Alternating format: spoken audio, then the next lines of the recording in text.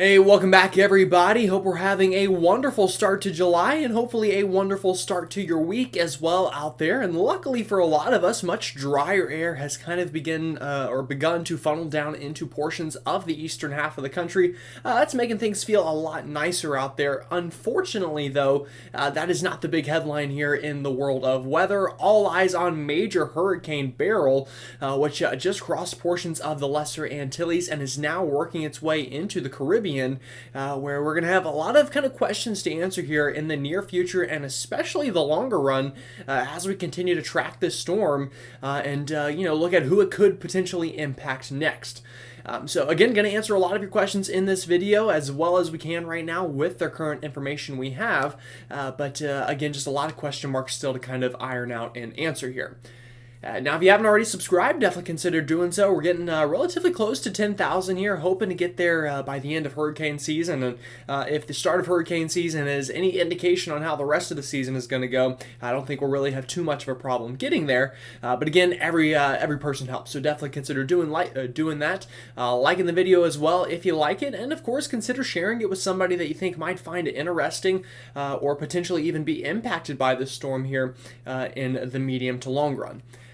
Alrighty, with that said, let's go ahead and dive into things a little bit here, and we'll just start off by taking a look at satellite imagery. And right now, again, we're looking at Beryl here, which is right over the extreme eastern part of the Caribbean and slowly beginning to work its way deeper in here as it kind of approaches some of these islands like Jamaica and then eventually the Yucatan Peninsula here in the long run. But again, right now, just kind of focusing on the current picture.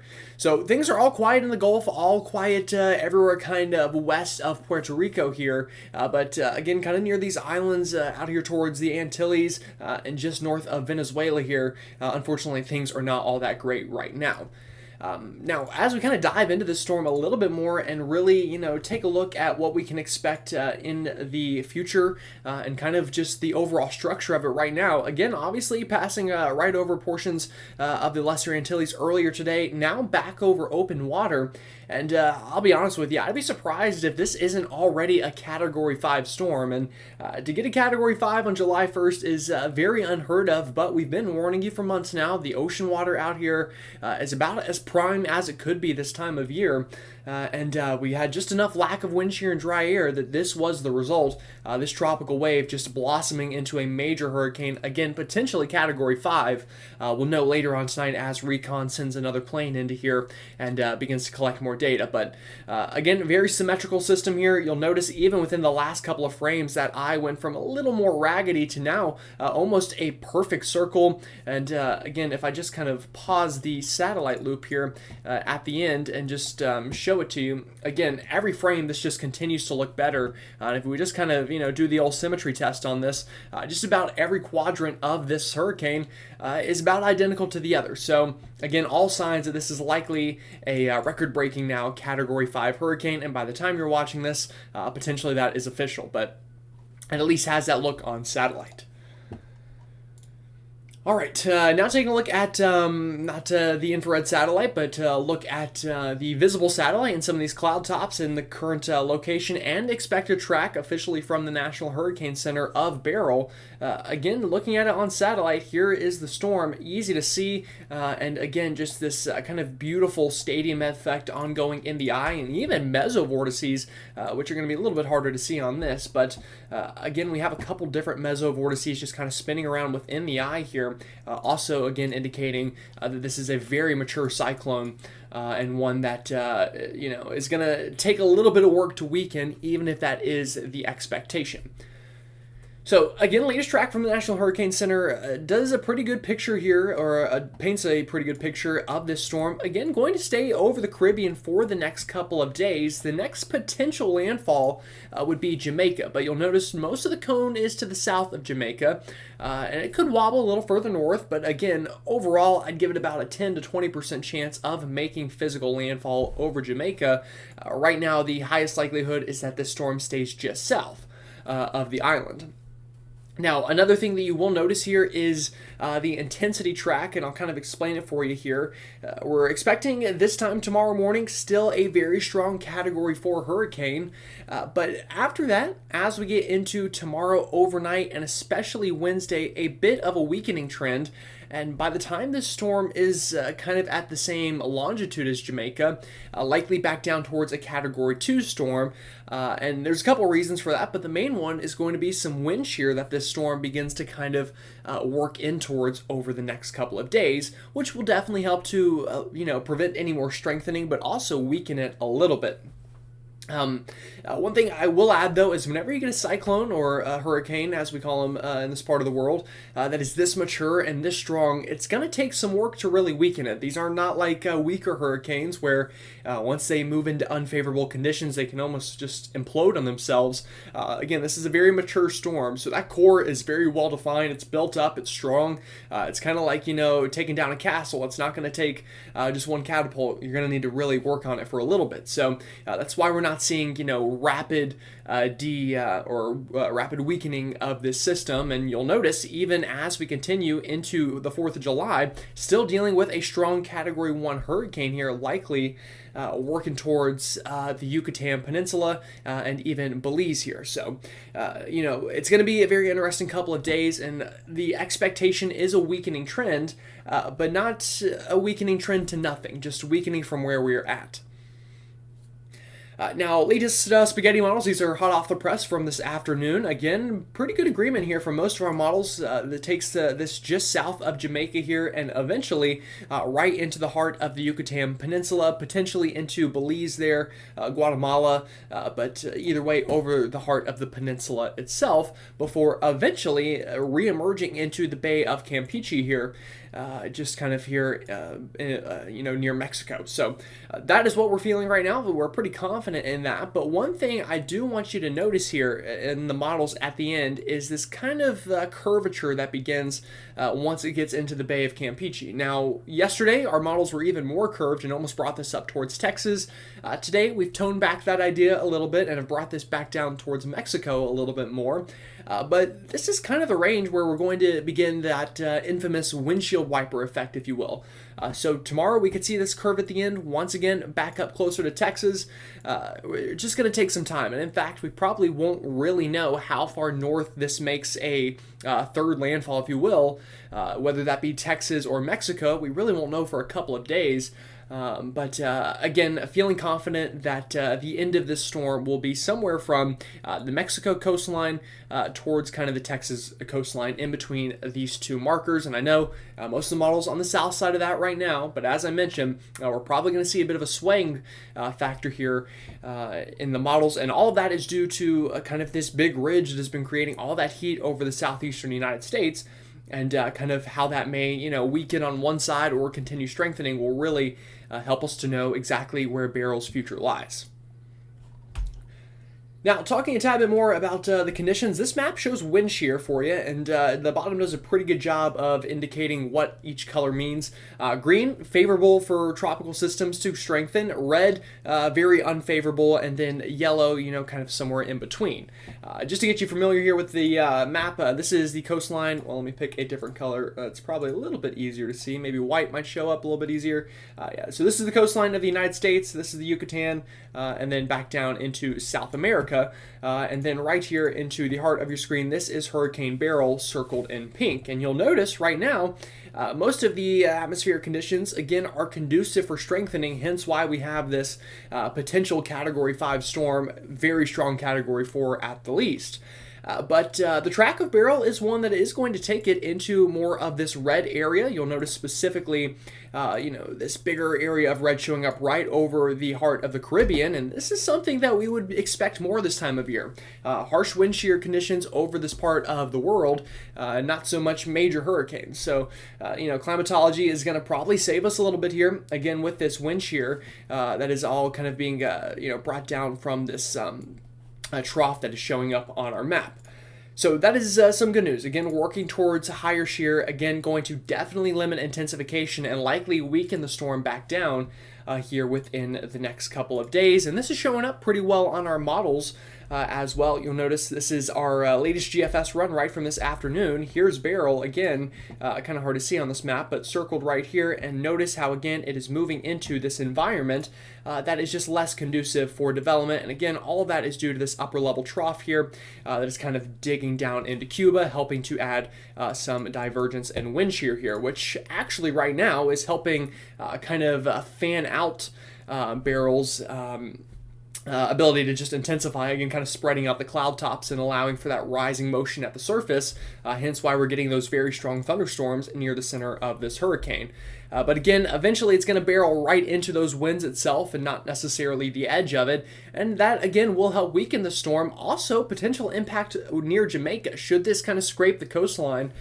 Jamaica is quite a mountainous country that will also help to disrupt the center of circulation due to some friction there, but there are signs that kind of towards the end here, once this gets a little bit closer towards the Yucatan, towards the 4th of July, notice Beryl here back into more favorable conditions as most of that red has kind of shifted off towards the east, again making conditions slightly more likely for Beryl to once again intensify. So we'll be watching that here within the next couple of days, again kind of a seesaw effect between ingredients for Beryl.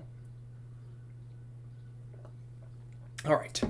Again, still hot, so I have to drink some water here. But again, that is now through the 4th of July, and then eventually, again, impacts towards the Yucatan Peninsula, and then likely to get back over the Bay of Campeche. And at this point, I'll go ahead and preface this by saying don't take too much stock into what you're seeing on your screen here, because forecast models notoriously are not great with wind shear, especially on very localized levels, really this far out. But notice, once again, conditions could slightly improve in the Bay of Campeche.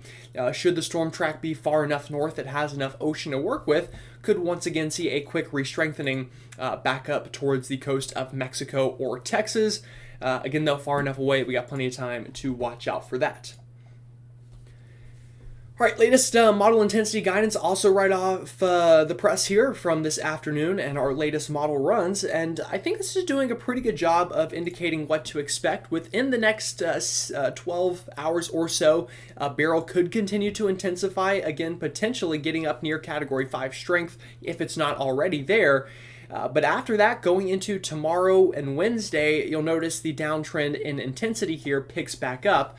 But it's likely not to downtrend to nothing. I will definitely, point that out. Again, this is a strong storm. It's going to take a little bit of work here to bring it on back down. And in fact, we could still have a major hurricane for the next 48 hours or so before potentially getting back down into Category 1 or 2 strength here closer towards the 4th of July as this is making landfall once again near the Yucatan Peninsula.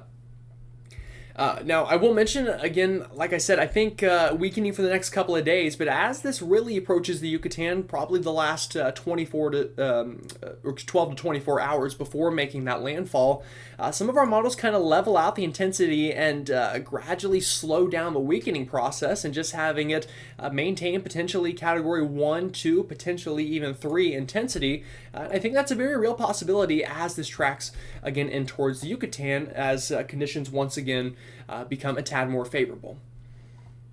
All right, so latest tropical storm force wind speed probabilities from the National Hurricane Center. This is a little delayed. This is from this morning, but again shows a pretty good job still of what we're thinking. High likelihood of these very strong tropical storm force winds over much of the open Caribbean, but especially also getting into the southern shorelines of Jamaica, and then again back here towards Mexico and Belize.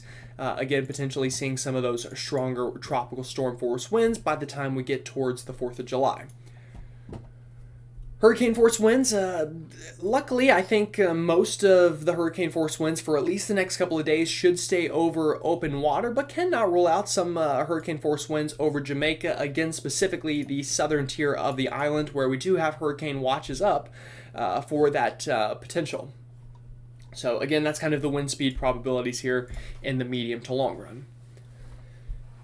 All right, so I'm going to show you a couple models here. We'll start with the European model, then take a look at the GFS, and end out with the Canadian, which I think is also actually doing a pretty good job handling the storm. And then after that, we'll talk about another disturbance out in the Atlantic, and then I'll end out the video with a quick 4th of July forecast update for you. All right, so with all that said, let's go ahead and start with the European model, obviously one a lot of people know of and hear a lot about. And so far, handling the storm okay. I think it's handling the future of the storm quite well, track-wise. So I'll go ahead and show it to you. Now, this is tomorrow morning, likely still dealing with a very strong storm. Again, this is probably going to be about peak intensity. So, by the time we get here, expect the storm to slowly begin its weakening trend from this point on out. And kind of ignore the millibars a little bit here. I know this is 974. Likely to be much stronger than that going into tomorrow morning, but it does a good job of showing the general trend from tomorrow morning into Wednesday morning, an overall weakening of the storm a tad, likely getting back into lower end hurricane strength, potentially category 2. Maybe still a major hurricane, definitely not off the table, but nonetheless weaker than what we're at now, before eventually crossing near Jamaica, potentially over the island, but likely just south of the island here. And then eventually getting into a Friday morning, once again, moving towards the Yucatan Peninsula. And notice here, from Thursday morning to Friday morning, the weakening trend slows down. We're dealing with about the same strength, millibar-wise, as this crashes into the Yucatan, again bringing very heavy rainfall, still likely pretty strong winds the morning of July 5th. And then back over the Bay of Campeche for the start of our weekend. This is Saturday. And then Sunday morning, staying over the bay and slowing down pretty significantly as steering patterns kind of weaken. And then the storm eventually dies out and crashes into the coastline of Mexico about a week or so out from now. All right, that's the European GFS model. Kind of agrees pretty well. Again, max intensity likely right now or within the next 12 hours before eventually a slow weakening trend begins. And here we go, Wednesday afternoon at or very close to the island of Jamaica, bringing very heavy rainfall, gusty winds likely as well here, before again crossing and then kind of leveling out in intensity from there on out, and again crashing into the Yucatan Peninsula for our Friday morning, hanging out there for a little bit, obviously getting disrupted due to that land interaction and friction, before re-emerging over the Bay of Campeche and potentially redeveloping before, again, the GFS takes us into the coastline of Mexico, although much further north towards Texas, I will add, and then again fizzles out about a week or so from now. All right, Canadian model does a pretty good job here as well. Again, a very similar track here, so I'll kind of breeze on through it. Wednesday afternoon, Wednesday morning time frame near Jamaica, as likely still a hurricane, I would imagine by then, before again leveling out in intensity, maybe even strengthening a little bit here on the Canadian model on approach towards the Yucatan, maybe back towards major hurricane status, very possible.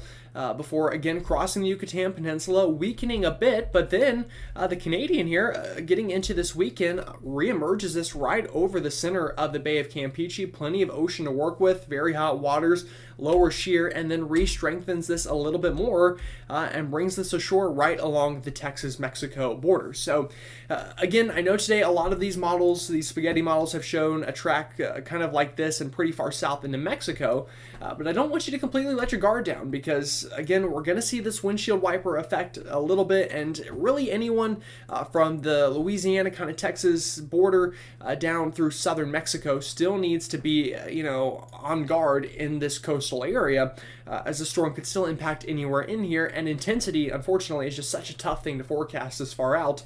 It could be really just an open tropical wave or still a pretty strong hurricane in that time frame. So need to watch out for that, and obviously continue tracking the models here, and then eventually again fizzles out over the Rio Grande here on the Canadian model about a week or so out from now.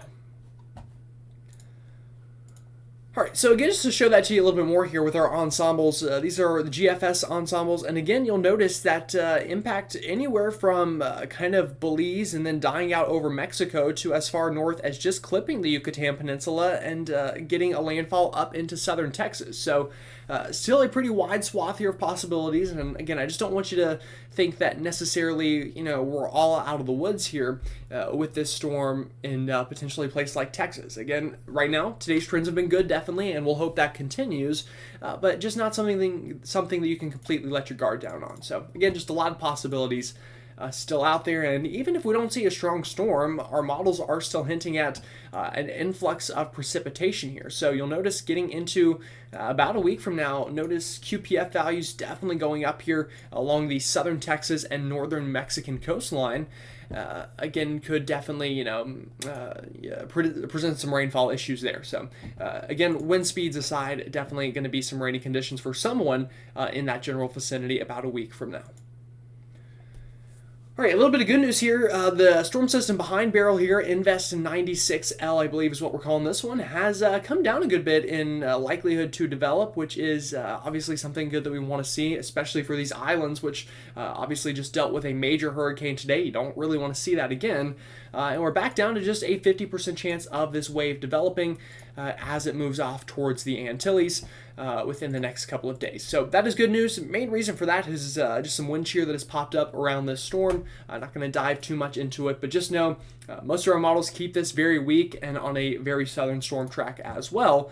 So again, here's the system, likely going to cross, a while now. Still got about 48 hours before hitting the islands, as likely just an open tropical wave, and then moves into the Caribbean. And again, most of our ensembles just fail to develop this, and the ones that do keep it very weak as only really a depression or very weak storm. So that is some good news there.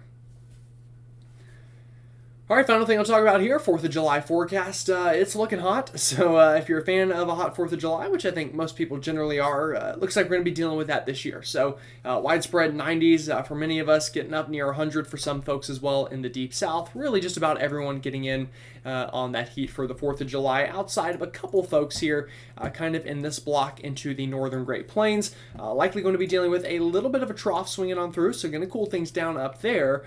And on top of that, cooler weather in the extreme northern plains could fire up some thunderstorms we'll need to watch out for on the 4th. Again, lightning flash density indicating the highest chance of thunderstorms right over the Ohio River Valley for the 4th of July and that evening as well. Again, you can kind of just spot how this trough is generally shaped, allowing for that divergence and some afternoon thunderstorms to form here. Again, in this, hot spot on your map. So we'll watch that, but it doesn't look like a washout for anybody. Looks like more of a scattered storm event. So definitely some good news there for all of us with exciting 4th of July plans. So anyway, I do appreciate y'all watching. If you found some use in the video, let me know in the comments. And of course, let me know what you're seeing out in your neck of the woods, kind of what you expect Beryl to do. And also let me know how you're preparing for hurricane season, obviously in it already. But luckily, it looks like we've got some time before any major impacts in the United States. So definitely let me know what your hurricane preparations are that you do where you live, and definitely how that might help out. With that said, though, hope y'all have a great rest of your Monday. Have a wonderful start to July as well, and I'll see you all next time.